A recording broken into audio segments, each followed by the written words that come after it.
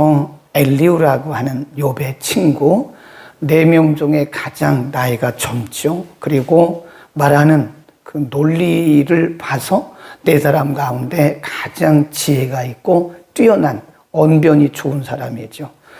33장 어제 본문에서는 엘리후가 욥에게 한 말이 틀린 말이 하나도 없어요. 다 맞는 말이고, 그리고 37장까지 엘리후의 주장이 계속되고 있는데 여기에 대해서 욥이 한마디도 변박하지 않는다는 특징이 있어요.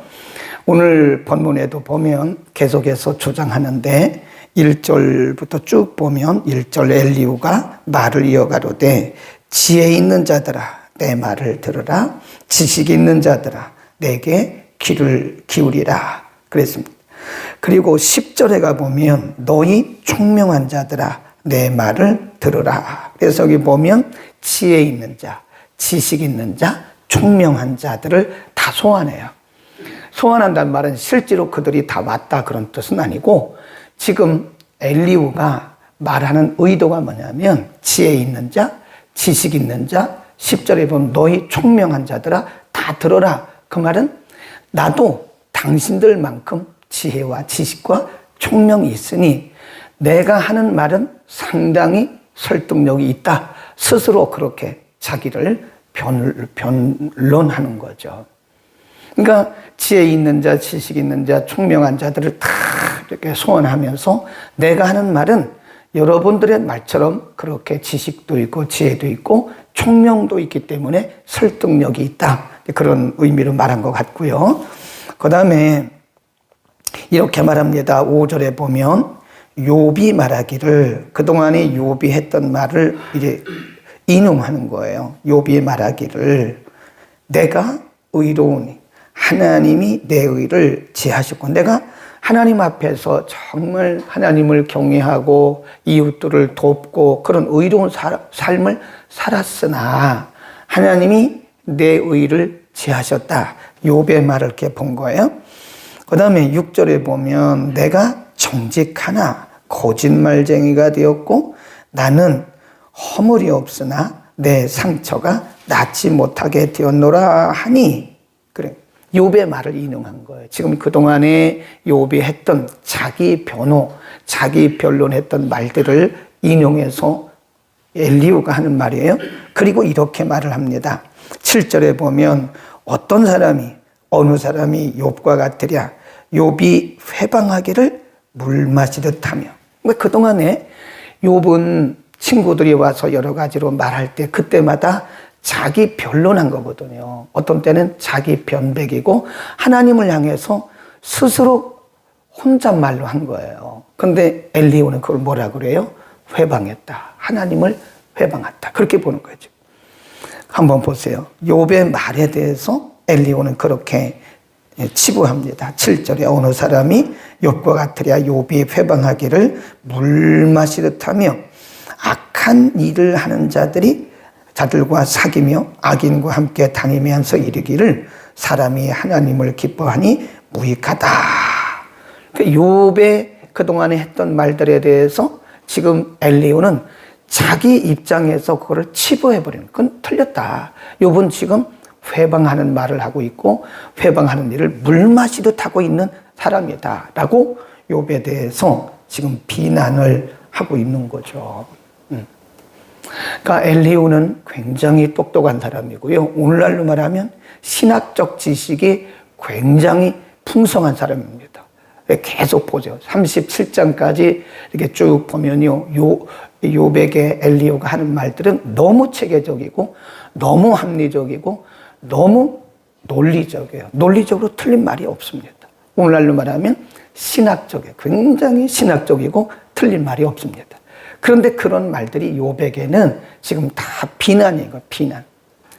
욥이 그동안 했던 말들을 지금 엘리후는 다 회방으로 치부하는 거예요. 그러니까 이게 우리가 잘 생각을 해야 되는데요. 고난 중에 있는 사람을 우리가 자꾸 해석하면 안 돼요. 그게 그 사람에게 더 상처를 주는 겁니다. 당신이 고난받는 것은 이래서 그런 거고 당신의 말들은 이래서 그런 거라고 해석하고 분석하고 설명하는 것은 오히려 그 사람을 더 죄책감에 빠지게 하는 것이고 상처를 주는 것이다. 그러니까 고난중에 있는 사람들은요, 굉장히 위축되어 있는 사람이에요.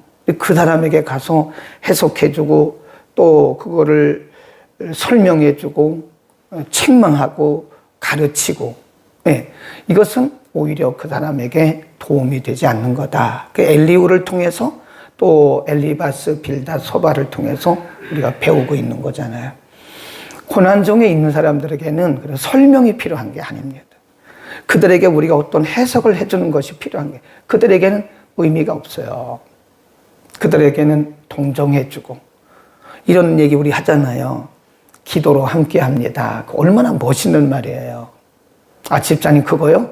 그런 일들은 이러이러해서 온 거예요. 해석해주고 또 설명해서 힘내세요. 막 이러면서 그거를 창세기 몇 장 몇 절에 보니까 28장에 보니까 하나님이 어디 가든지 함께 하신다고 그랬다고. 그러니까 그거 꼭 붙드세요. 이런 말씀도 일리는 있으나 차라리 기도로 함께 하십니다. 힘내십시오. 얼마나 멋있어요. 동정해 주는 거죠. 제가 기도로 함께 합니다. 그 사람을 동정해 주는 것이 오히려 힘이 되는 것이다. 분석하고 해석하고 비난하는 것은 오히려 그에게 더 큰 상처가 될 수 있다. 그 다음에 쭉 내려가 보면요, 11절에 보면 지금 엘리후도 앞에 왔던 세 친구하고 똑같아요. 뭐라 그러냐면 11절에 보면 사람의 일을 따라 보응하사 각각 그 행위대로 얻게 하시나니 진실로 하나님은 악을 행치 아니하시며 전능자는 공의를 굽히지 아니하신다. 그런 말. 그 다음에 15절에 보면 모든 혈기 있는 자가 일체로 망하고 사람도 진토로 돌아가리라. 거기 보면 11절에 보응이라고 하는 단어를 썼고요. 그 다음에 쭉 내려가면 15절에 혈기라는 단어를 썼어요. 이게 지금 누구에게 하는 말이죠? 욥에게 하는 말이에요. 욥에게. 앞에서 말했던 엘리후, 빌닷, 소발과 똑같은 인과응보의 사상을 가지고 지금 욥에게 적용을 하고 있는 거죠. 그리고 욥이 하는 그 말들을 다 듣고 하는 얘기가 욥이 지금 혈기 부리고 있다고 생각하는 거예요. 욥에게. 왜 그렇게 혈기 부리냐고. 하나님 앞에 아직도 혈기가 살아있냐고. 우리가 내일 본문, 모레 본문에 가보면요, 이 엘리후가 욥에게 계속 회개를 강요해요. 회개하세요. 회개하세요. 회개해야지. 그렇게 혈기 부리면 됩니까? 이게 객관적으로 맞는 얘기입니다. 근데 적용이 틀렸어요. 그러니까 우리가 하나님의 말씀도 적용을 잘 해야 됩니다. 이렇게 보면 가끔 저도 그렇지만 이렇게 말씀 적용을 3000% 빠지는 경우가 있더라고요. 전혀 그런 의도가 아닌데, 본문이 말씀하려고 하는 의도가 그게 아닌데 본문 해석을 잘못하는 거예요. 그래서 이 성경은요, 사사로이 풀면 안 됩니다. 성경은 성령으로 기록되었고 성령이 해석해 주셔야 돼요. 그래서 이 성경을 해석 잘못하면 해석을 잘못했기 때문에 적용도 잘못되는 거예요. 그래서 이단이 되는 거고요. 그 사이비가 되는 겁니다. 그래서 우리가 성경 해석은 정말 이게 전문적인 지식이 필요한 거고요. 이 적용도 참 잘해야 됩니다.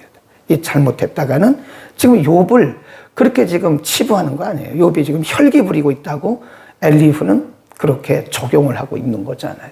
그 다음에 쭉 내려가면 16절부터 30절까지인데요. 우리가 21절부터 보겠습니다. 여기서부터 마지막 절까지 다 읽지는 않았지만 엘리후의 신학이라고 써놓으세요. 엘리후의 신학. 30절부터 끝절까지 37절까지 엘리후가 신학적 관점이 있어요. 오늘날로 말하면 신학입니다. 정확한 신학적 관점을 가지고 말을 해요. 30절 시작. 21절부터 읽읍니다. 21절 시작. 하나님은 사람의 길을 주목하시며 사람의 모든 걸음을 감찰하시며 악을 행한 자는 숨을 만한 흑암이나 어두움이 그늘이 없느니라. 하나님은 사람을 심판하시기에 오래 생각할 것이 없으시니 세력이 있는 자를 조사할 것이 없이 꺾으시고 사력을 세워 그들 대신하게 하느니라. 쭉 내려가 보면요, 다 하나님이 주께서 이렇게 나가요. 그러니까 이게 엘리후가 가지고 있는 신관입니다. 신관. 오늘날로 말하면 엘리후의 신학 이론이라 그래요. 오늘날도 신학이라는 게 있어요. 신학이란 말은 의학, 물리학, 공학, 법학, 경제학, 이런 다양한 학문이 있듯이 신학이라고 하는 것은 이게 사람들이 만들어낸 학문이에요. 신학이 다 맞는 게 아닙니다. 예, 신학을 했다고 해서 그 사람이 정확한 성경을 해석하느냐? 그렇지 않아요. 그러니까 바른 신학을 해야 돼요. 우리 복음주의 교회에서는요, 그리고 신학교에서는 늘 하는 얘기가 바른 신학, 바른 성경, 바른 신앙, 그런 거예요. 그러니까 신학이 잘못되면 신앙도 잘못되는 거예요. 이게 신학이 굉장히 중요합니다. 그래서 신학을 하는 분들은 반드시 담임 목사님과 상의하고 가는 게 맞다라고 제가 늘 얘기를 하잖아요. 그래서 담임 목사님의 추천을 받고 신학교를 가야지, 담임 목사님 몰래 신학교 갔다가는 큰일 납니다. 네. 제가 40년 가까이 신학 강단에 있었잖아요. 그래서 어느 학교 그러면 다 알아요. 그리고 신학자 중에 외국인이든 한국인이든 이름만 되면 뭐 다 아는 건 아니지만 윤곽은 알아요. 그 사람의 신학 노선은 뭐고 이런 걸 안다고요. 옛날에 우리 학교에 어떤 분이 청년인데 집사님이에요. 아주 열심히 있는 집사님인데 신학교에 들어왔어요. 근데 이분이 어느 날, 교수님 저 영국에 갑니다. 그리고 영국에 유학을 갔어요. 그래, 아니, 영국에는 매우 보수적인 신학들이 많은데 어느 학교냐? 이름을 안 밝히는 거예요. 영국은 굉장히 보수적인 신앙입니다. 지금은 무슬림에게 넘어갔어요. 무슨 신학교냐고 물어봐도 대답을 안 해요. 그리고 2년 동안 갔다 왔어요. 갔다 오더니 사람이 확 바뀌어버리는 거예요. 그런 거 있잖아요, 여러분. 우리가 은혜를 받으면 사람이 아름답게 바뀌잖아요. 그렇죠? 은혜를 받으면. 사람이 은혜 받고 성령 받으면 이전의 모습과 달라요. 아주 아름답게 바뀝니다. 그 열매가, 결과가 아름답지 못한 거 성령 받은 거 아니에요. 은혜 받았는데 성령 받았다고 하는데 보니까 사람이 달라진 게 없어요. 더 사람이 까칠해졌고 사람이 더 비난적이고 비판적이면 이 사람은 은혜 받은 게 아닙니다. 절대로 아닙니다. 진짜 은혜 받고 성령 받은 사람은요, 부드러워져요. 그리고 사람이 변합니다. 생활이 변합니다. 근데 이 사람이 어떻게 변했냐면 진짜 까칠하게 변했어요. 아주 까칠해졌어요. 근데 강의를 못해요. 강의를 하면 뭐라 그러냐? 제가 그거요, 영국에서 배웠는데요. 그거 아닙니다. 그거 틀렸습니다. 말마다 태클을 거는 거예요. 까칠해졌어요. 그리고 그 전에는 평신도였잖아요. 집사님이었잖아요. 그래서 자기 그부들과도 아주 재밌게 지내고 얘기도 잘하더니 갔다 오고 나더니 완전히 외톨이가 돼가지고 다른 사람 상대를 안 하는 거예요. 그거 왜 그러냐? 보니까 이 사람이 신학물을 잘못 마셨어요. 신학교를 잘못 간 거예요. 그래서 제가 이 사람의 일생일대에 있어서 이 사람은 신앙도 망치고 인생을 망친 것은 신학교 잘못 가. 차라리 신학교 안 간 게 훨씬 날 뻔했다. 네. 지금 엘리후는 본인 나름대로의 신학을 갖고 있어요. 근데 이것은 반드시 검증을 받아야 됩니다, 여러분. 여러분, 담임 목사가 왜 있습니까? 하나님이 담임 목사를 아무나 세워요? 하나님이 검증하고 세운 거 아닙니까? 그러면 여러분의 신앙도 검증을 받아야 되는 거예요. 반드시 검증받아야 됩니다. 옛날에 참 그런 분들이 그리워요, 지금은. 한 분 한 분 천국 가시니까 어른들이 없어요, 우리 교계에도. 계시기는 계시지만, 하늘산에 가면 이천석 목사님이라고 참 그분이 상위군경이에요. 그리고 주목색에 있다가 목사가 됐기 때문에 굉장히 거칩니다. 근데 한 가지 그분의 장점이 있어요. 영분별의 은사가 있어요. 영분별을 합니다. 그래서 하늘산에 오면 애들도 다 방언을 받아요. 그러면 이천석 목사님의 특징이 뭐냐면 방언 받은 사람들 다 나오라 그래요. 그리고 분별을 해줍니다. 아닌 사람은 머리를 탁 치고 밀어버려요. 이건 아니야. 예. 이렇게 보면 30%는 아니에요. 방언 받은 사람들 다 나오라고 해놓고 한 사람 한 사람 다 검증을 해주면서 그 중에서 이건 성령의 방언이 아니라고 탁 치고 미는 사람들이 30%예요. 어른이고 애들이고. 그런 분들이 요즘엔 드물어요. 이렇게 영분별을 해서 성도들이 은사 받은 거, 은혜 받은 거를 잘 이렇게 검증해 주는 분들이 드물다. 그러니까 여러분들도요, 혹시 은혜 받고 은사 받으면요, 꼭 검증을 받으세요. 그거 잘못하면 나중에 은혜 안 받으면 못합니다.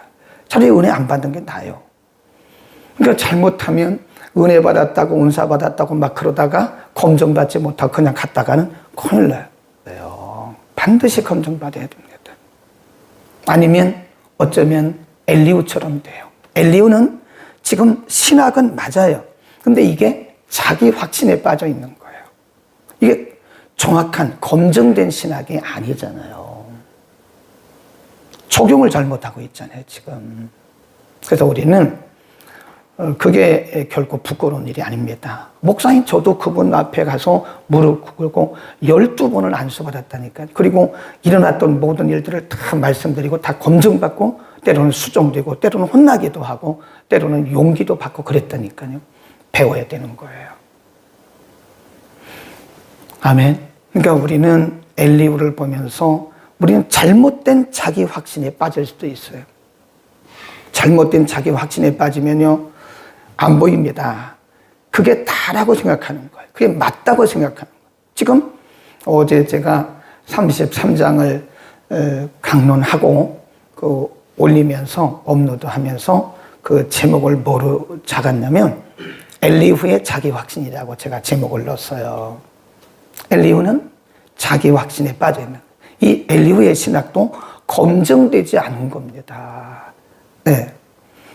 여러분, 우리는 가끔 이런 얘기를 할 때가 있습니다. 실패한 사람에게, 사람이 살다 보면 실패할 수도 있죠. 근데 그 사람에게 충고한다고 뭐라 그러냐면 그 믿음 없어서 그런 거예요. 이런 말을 해서는 안 된다는 거죠. 몸이 아파가지고 고통받는 사람에게 기도하지 않아서 그래요. 맞는 말인데 그 사람에게는 그것이 상처가 되는 거예요. 네.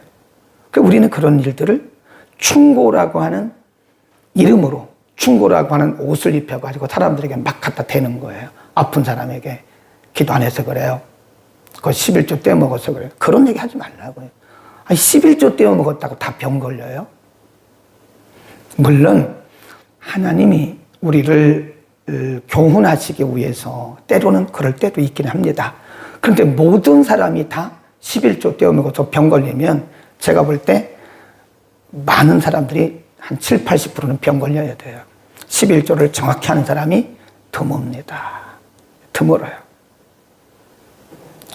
저도 어떨 때는 그렇지 못할 때가 있어요. 저도 보면 11조를 정확히 안 할 때가 있다. 저도 깜짝 놀라요. 목사님, 내가 11조 정확하게 안 하네. 네. 그러니까 우리가 충고라고 하는 것이 좋은 말이지만 모든 사람들에게 다 그 충고가 적용되는 건 아니에요. 그러니까 이제부터 우리는 그런 말을 하지 맙시다. 믿음이 없어서 그래요. 기도 안 해서 그래요. 회개하세요. 이런 말들은 우리가 할 일은 아니에요. 물론 때로는 우리가 그들에게 용기를 주고 또 그들이 깨닫게 하기 위해서 그런 말을 할 수는 있으나 고난 중에 있는 사람들에게는 그런 말을 해서는 안 된다는 거죠. 위축돼 있고 지금 모든 것에 있어서 다 내가 뭘 잘못했나 그러고 본인들이 알고 있는데 그 사람에게 가서 회개하세요. 기도 안 해서 그래요. 믿음 없어서 그래요. 이런 말을 자꾸 한다면 그분에게 오히려 고난에 또 마음의 상처까지 가중시키는 일을 우리가 하고 있는 거다. 그러니까 오늘 엘리후를 통해서 우리는 참 많은 것을 공부를 해요. 우리는 때로 내 확신에 빠져서 내가 가지고 있는 그 신학적 이론에 빠져서 어려운 사람들을, 고통당하는 사람들을 더 어렵게 수렁으로 빠뜨리고 있지는 않는가 기도하겠습니다. 걸어가신 우리 아버지, 오늘 엘리후가 하는 말들은 정확하고 분명하고 신학적으로도 틀림이 없는 말 같지만 그 적용이 잘못돼서 욥을 회방하고 있다고 말하고, 욥이 말이 많다고 말하고, 욥은 죄의 보응을 받고 있다고 말을 하면서 오히려 욥에게 상처를 가중시키고 있는 것을 봅니다. 하나님, 우리가 가지고 있는 생각이 옳지만 그 옳은 생각들이 모든 사람들에게 다 적용되는 것이 아니므로 우리 자기 확신에 빠지지 않도록 우리를 늘 그리스도의 사랑과 복음으로 채워 주옵소서. 우리가 하는 분석과 해석과 설명과 설교가 그리고 충고가 사람을 살리는 것도 있지만 사람을 살리기보다는 때로는 정죄감에 빠뜨리고 오히려 상처를 더 줄 수 있음을 알고, 하나님 우리에게 무엇보다 그리스도의 사랑으로 풍성하게 채워 주옵소서. 우리는 한 사람이라도 더 세우고 한 사람이라도 더 살려내는 일에 성령의 도구 되기를 원합니다. 엘리야와 같은 눈도 필요하지만 우리에게 그리스도의 사랑의 안목을 주셔서 고통 중에 있는 이웃들을 우리가 사랑으로 바라보게 하시고 사랑으로 접근할 수 있는 은혜 위에 은혜를 부어 주옵소서. 오늘도 만나는 사람들마다 아름다운 향기를 발할 수 있도록 성령이여 우리 모두에게 기름 부어 주옵소서. 예수 그리스도의 이름으로 기도드립니다. 아멘.